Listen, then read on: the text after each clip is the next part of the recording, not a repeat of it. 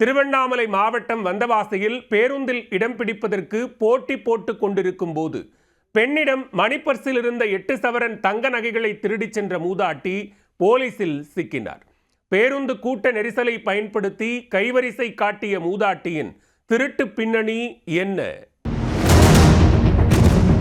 பேருந்து கூட்ட நெரிசலில் 8 சவரன் தங்க நகையை நைஸாக லவட்டிய கேடி பெண் இவர்தான்.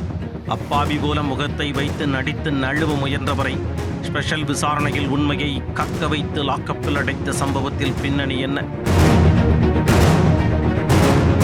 சென்னை முகப்பேர் பகுதியைச் சேர்ந்தவர் ஐயம்மாள். வந்தவாசியை அடுத்த நல்லேரி கிராமத்தில் உறவினர் வீட்டு திருமணத்திற்கு சென்றுவிட்டு மீண்டும் சென்னைக்கு செல்வதற்காக வந்தவாசி பேருந்து நிலையம் வந்துள்ளார்.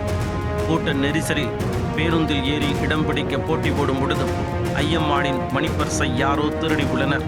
பர்ஸ் காணாமல் போனது தெரிந்து ஐயம்மாள் துடிதுடித்து போனார். காரணம், உள்ளே 8 சவரன் தங்க நகை இருந்துள்ளது. உடனே இச்சம்பவம் தொடர்பாக நடத்துனரின் உதவியுடன் தெற்கு காவல் நிலையத்தில் புகார் அளிக்கப்பட்டு போலீசார் சிசிடிவி காட்சிகள் மூலம் விசாரணையில் இறங்கினர். அப்பொழுது வந்தவாசி கோட்டை மூலை பகுதியில் சந்தேகத்தின் பேரில் நின்று கொண்டிருந்த 65 வயது பெண்மணி மீது போலீசாருக்கு டவுட் வந்துள்ளது. சாலையில் நடந்து செல்லும் பொதுமக்களை அப்பெண்மணி நோட்டமிட்டு குற்றப்பார்வையோடு பார்த்து கொண்டிருந்ததே அதற்கு காரணம். இதனால் அவரை காவல் நிலையம் அழைத்துச் சென்று விசாரிக்கும் பொழுது முன்னுக்கு பின் முரடாக பதிலளித்து ஒரு நோயாளியைப் போல நடித்துள்ளார். ஒரு கட்டத்தில் போலீசார் நினைத்தது போலவே சிக்கிய பெண்மணிதான் அந்த கேடி என தெரிய வந்தது. அப்பாவி போல முகத்தை வைத்திருக்கும் இவர் செங்கம் தாலுகா கட்டமருவூர் கிராமத்தைச் சேர்ந்த முனியம்மாள் என்பதும் பேருந்து கூட்ட நெரிசலை பயன்படுத்தி ஐயம்மாளின் பர்ஸை திருடியவர் என்பதும் உறுதியானது.